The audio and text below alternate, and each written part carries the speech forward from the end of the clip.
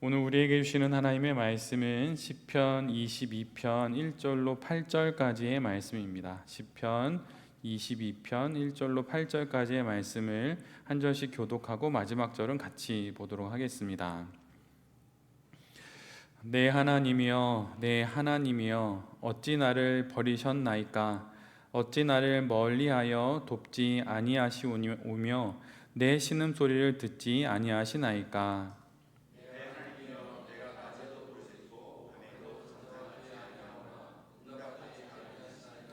이스라엘의 찬송 중에 계시는 주여, 주는 거룩하시니이다.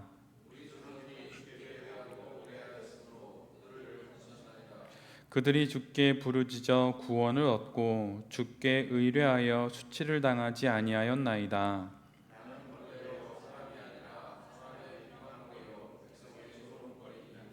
나를 보는 자는 다 나를 비웃으며 입술을 삐죽거리고 머리를 흔들며 말하되 그가 여호와께 의탁하니 구원하실 걸, 그를 기뻐하시니 건지실 걸 하나이다. 아멘. 오늘은 시편 22편의 말씀을 갖고 격변의 시대에 선 사업, 격변의 시대에 선 사업, 이런 제목으로 함께 하나님 말씀을 나누도록 하겠습니다. 오늘 우리가 함께 보고 있는 시편 22편을 소위 메시아 예언시라고 부릅니다. 우리가 잠깐 읽어본 것처럼 전체적인 분위기 속에서 예수님의 고난의 내용이 그대로 담겨 있기 때문입니다. 우리가 알 수 없는 어느 한 시인이 시를 짓게 되었고 노래를 부르게 되었는데 그 내용이 십자가에서 고난을 겪으신 예수님의 그 고난의 내용과 참으로 유사하기에 그는 이런 노래를 짓게 된 것이지요. 고난 가운데 있는 시인이 하나님께 고하는 내용들이 십자가상에서의 예수님의 말씀과 참으로 닮아 있습니다. 그리고 시인의 고난 앞을 바라보는 사람들의 행동 역시 십자가 앞에서 보인 사람들의 행동과 아주 많이 닮아 있습니다. 오늘 본문 1절은 이렇게 기록하지요. 내 하나님이여, 내 하나님이여, 어찌 나를 버리셨나이까? 이에 대한 사람들의 반응은 7절로 8절에 기록되어 있습니다. 나를 보는 자들 다 나를 비웃으며 입술을 삐죽거리고 머리를 흔들며 말하되 그가 여호와께 의탁하니 구원하실 걸, 그를 기뻐하시니 건지실 걸 하나이다. 이처럼 십자가상에서 예수님의 고통 가운데 있는 모습을 보고 사람들이 예수님을 하나님께서 구원하시는지를 그렇게 보았던 것과 동일한 내용을 오늘 본문은 기록을 하고 있습니다. 그리고 우리가 함께 읽지는 않았지만 18절에는 시인의 겉옷과 속옷을 제비 뽑는 장면도 기록되어 있습니다. 이 역시 예수님의 십자가 앞에서 벌어지는 일들과 동일한 일들이지요. 이처럼 지금 시인은 예수님이 겪는 일과 똑같은 고통스러운 현실을 지금 맞이하고 있고 지나고 있습니다. 또한 이는 우리 주님 예수님께서 우리가 겪는 그 고난을 당신도 그대로 겪으셨다는 의미이기도 합니다. 어느 한 시인이 그의 고통을 호소한 것이 시편 22편의 말씀인데 이 말씀을 복음서에서 예수님이 그대로 인용하십니다. 이를 통해 예수님의 고통을 예수님께서 표현하셨듯이 우리가 겪는 고난에 대해서도 예수님께서 온전히 체울하시고 그분의 몸과 그분의 마음으로 우리의 어려움과 시련을 있는 그대로 느끼고 계시고 또한 우리를 불쌍히 여기신다는 그런 의미도 되는 것입니다. 사업을 하다 보면 외로울 때가 있습니다. 누구에게 쉽게 말할 수 없는 어려움을 홀로 겪을 때가 있습니다.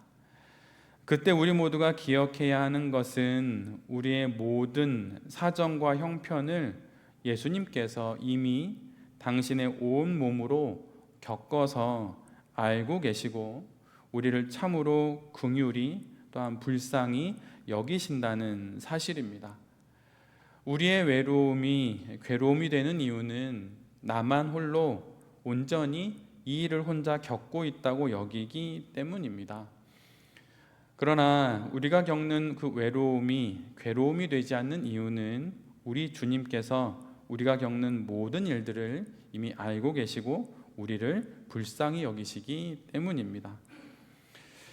신학책을 읽어보면 신앙을 다양하게 정의하는 많은 문장들을 만납니다. 그런데 그 중에 신앙에 대한 이러한 정의도 있습니다.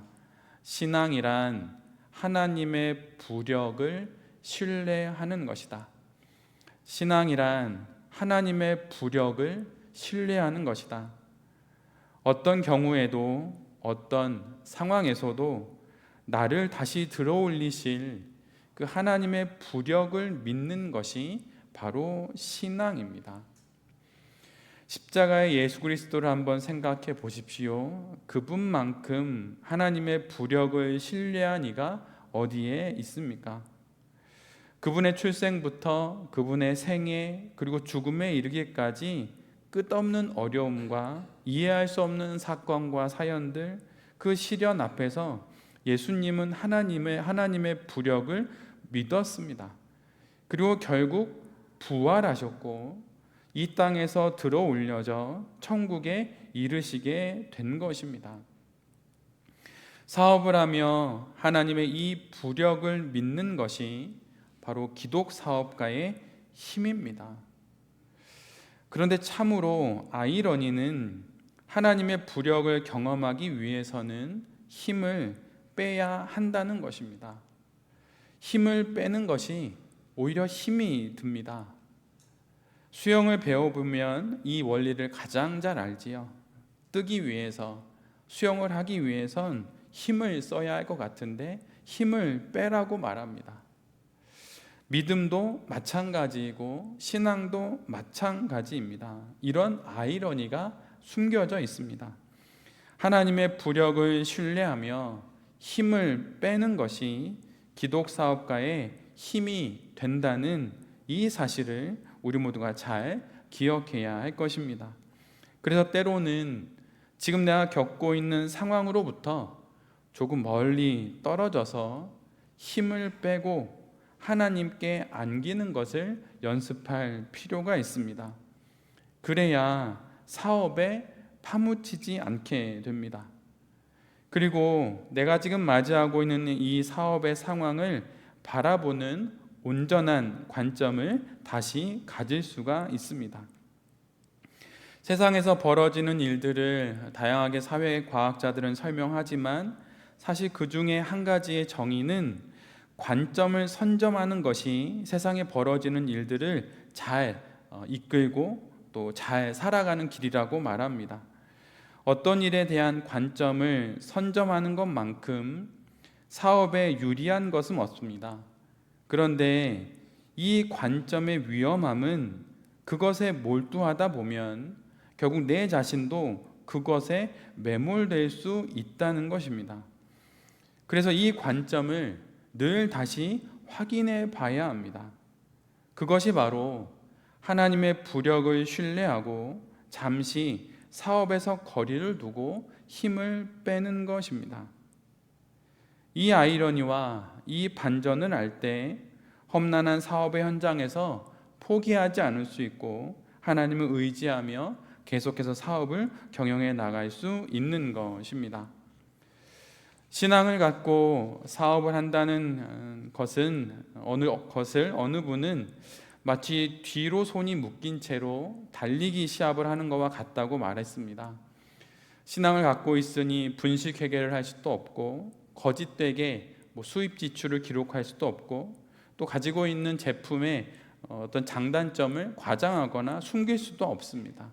그러다 보니 두 손이 뒤로 묶인 채로 달리는 것과 같다고 그분은 그렇게 이야기했어요. 생각해 보면 정말 그렇다고 생각이 듭니다. 그러나 이것은 짧은 안목으로 볼 때입니다. 긴 안목, 장기적인 안목으로 보면 전속력으로 앞만 보고 달리는 것보다 뒤로 손을 묶인 채 달리는 것이 더 안전할 수 있습니다. 주변을 살펴가며 무엇이 문제였고 무엇이 또한 장점이었는지 한 걸음 한 걸음 걸어갈 때 오히려 끝까지 완주할 수 있는 것이지요. 그러기에 신앙을 갖고 사업한다는 것은 결코 약점이 아닙니다. 신앙을 갖고 사업을 한다는 것은 핸디캡을 갖고 몇 점 접어주고 하는 것이 결코 아닙니다. 이것은 오히려 고정관념이지요. 색안경을 쓴 것뿐입니다. 신앙은 우리에게 색안경을 씌우는 것이 아니라 오히려 이곳과 저곳, 현재와 미래 모두를 보게 하는 현미경과 망원경을 갖고 사업을 하게 하는 것입니다. 우리는 지난 3, 4년 전에 코로나를 겪었습니다. 코로나로 인해서 언젠가는 오게 될 온라인 시대가 급박하게 빨리 오게 되었지요. 여러분, 그렇다면 코로나가 지난 3, 4년 지금 현재 오프라인은 다 사라졌을까요? 여러분, 그렇지 않습니다. 오히려 지금 이 시대에 새롭게 적응되고 있는 오프라인 사업도 많이 있습니다. 미국의 아마존이 우리나라의 쿠팡처럼 미국 전역을 휩쓸고 있습니다. 근데 여러분, 아마존이 이기지 못하는 마트가 있다고 그래요. 여러분, 그것이 무엇인지 아십니까? 그건 월마트입니다. 미국 소비자들의 일주일에 한 번 정도 마트에 가서 대량으로 물품을 구매하는 것을 아마존으로는 대체할 수 없었던 것이에요. 그리고 그 월마트에 종사하는 사람들이 약 250만 명이고, 또한 그들에게 월마트는 주식을 나누어 줍니다. 그래서 아마존이 아무리 길고 난다 해도 오프라인의 월마트를 이길 수 없었던 것이에요. 그리고 트럼프 대통령도 월마트를 함부로 할 수가 없었습니다. 왜냐하면 250만 표나 달려있기 때문이에요. 그런데 정말 아이러니한 건 그 월마트가 한국에 들어와서 이마트의 상대가 되지 못했습니다. 이런 아이러니와 놀라운 일들이 반복되는 것이 바로 사업의 현장이지요. 말 그대로 격변의 시대가 사업 현장에 날마다 벌어지는 것입니다. 그리고 코로나 이후에 이 격변의 시기를 지나 오프라인은 새로운 질서를 찾고 있는 중입니다. 그리고 어느새 세월이 좀 지나서 잘 정착되고 있는 것 같아 보이기도 합니다. 이 새로운 질서를 만들어내고 또한 읽어내는 사업가가 바로 다음 10년을 또한 주도하게 될 것입니다. 지금 우리는 어떤 시대를 맞이하고 있나요? 코로나 그 격변의 시대가 끝났다 싶었더니 AI 시대가 왔습니다. AI의 특이점이 아마도 5년 뒤 정도가 될 거라고 하는 많은 이야기가 있지요. 그런데 이 AI 시대 역시 코로나 시대와 같은 그런 안목으로 우리가 아무런 생각 없이 지나간다면, 그러면 우리는 또다시 지금과 같은 현실을 맞이하게 될 것입니다. 새로운 질서를 바라보는 새로운 안목이 우리 모두에게 있어야 하는 것이에요. 지난 2023년 10월에 100세의 나이로 사망한 헨리 키신저가 있습니다. 우리 모두가 잘 알지요. 워낙 유명한 사람이라 대통령 보좌관도 역임했고 국무장관도 지냈고 노벨 평화상도 받고 여러 일들을 했습니다. 근데 그가 생애 마지막 순간까지 했던 공부가 있어요. 그것이 바로 인공지능입니다. 그래서 세계의 지도자들의 그 이야기를 들어가면서 100세가 될 때까지 인공지능을 공부했고, 그가 마지막으로 출간한 책은 구글의 공동 창업자인 에릭 슈밋과 또 다른 한 사람과 함께 AI에 대해서 쓰게 된 새로운 질서라고 하는 제목의 책입니다.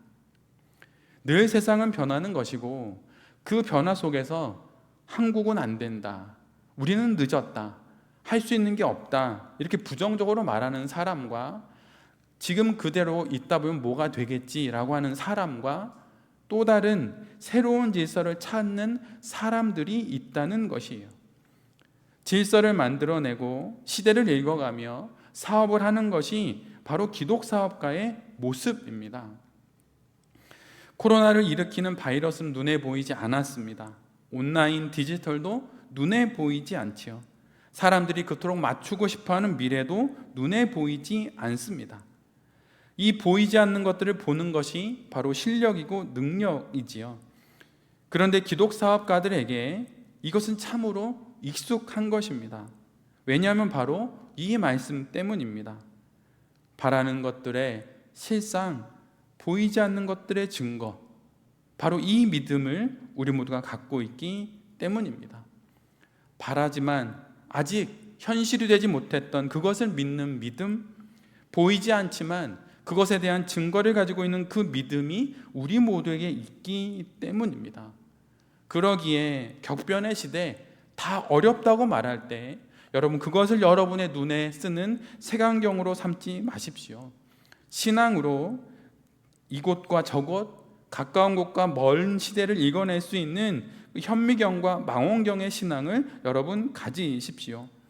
세상을 흑백과 절망과 희망의 이분법이 아니라 믿음의 눈으로 보는 것이 신앙이고, 이 신앙으로 세상이 필요로 하는, 그러나 아직 없는 그 무엇, 하나님이 기대하시는 그 무엇을 만들어내는 것이 기독 사업가들이 하는 사업입니다. 예수님이 오셔서 이 땅에서 하신 일이 무엇입니까? 새로운 질서를 미래로부터 당겨와서 보여주신 것입니다. 이것이 바로 기독 사업가가 이 땅에서 해야 하는 일이에요. 우리는 저마다 하고 있는 업종이 다르고 경제적인 상황과 지금까지 사업을 여기까지 이끌어온 과정들이 다 다릅니다.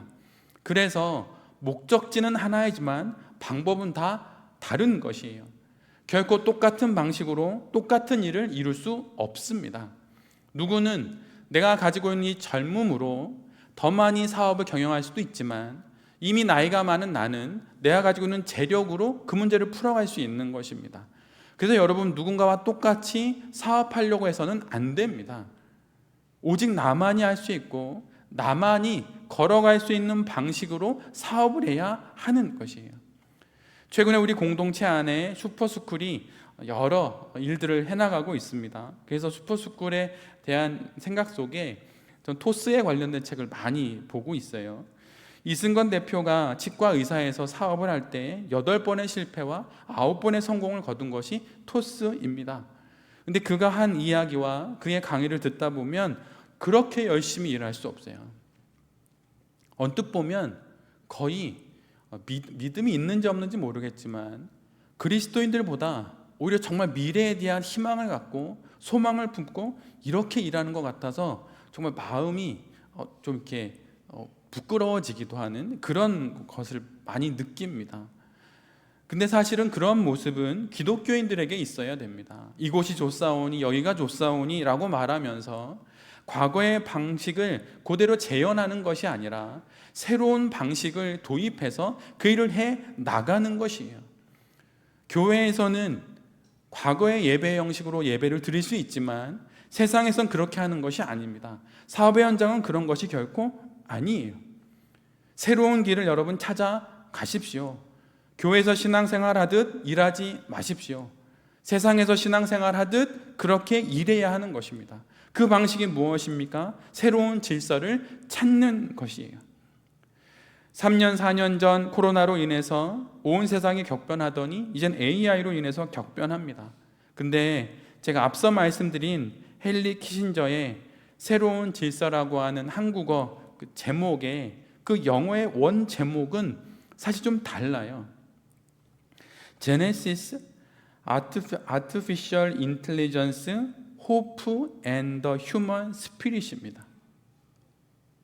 인공지능만 이야기한 것이 아니라 그것이 우리에게 어떻게 소망이 될 수 있고 그것을 어떻게 소망의 방향으로 바꿀 수 있고 인간의 영혼에 있어서 그것이 어떤 의미인지를 새로운 관점으로 보려고 노력하고 있는 새로운 창세기와 같은 내용으로 그는 이 사태를 보고 있다는 것이에요.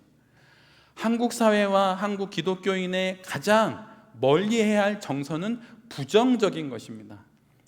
사실 제가 나름 공부를 했지 않습니까? 근데 저는 교수들을 그렇게 신뢰하지 않습니다. 왜냐하면 그들은 현장이 없기 때문이에요. 대부분 다 비판하는 것이 본 직업이고 안 된다는 것이 그들의 의견입니다. 근데 사업가는 안 되고 비판하고 부정적인 것이 사업가가 해야 할 일이 아니에요. 사업가는 그 세상 속에서 빈틈을 찾아 이루어야 할 일을 이루어내는 것입니다. 그래서 매우 긍정적이에요.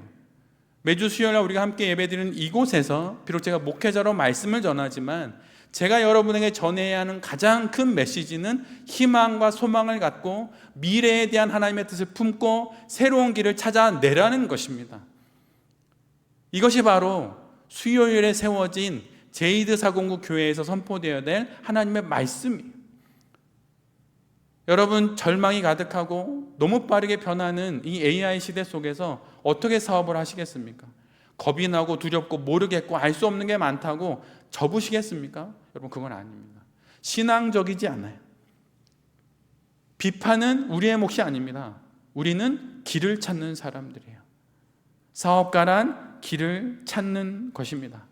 또 다른 새로운 질서를 찾아서 헨리 키신저가 이름 붙였던 그 제목처럼 소망을 갖고 사람들의 영혼에 마땅히 심겨져야 할 하나님의 뜻을 우리의 사업을 통해서 펼쳐 보여주는 것입니다.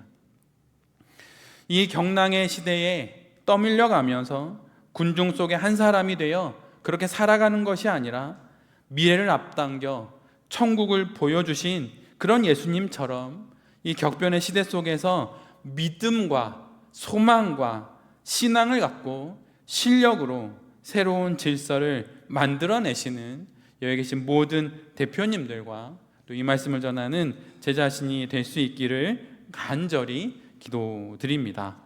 아멘.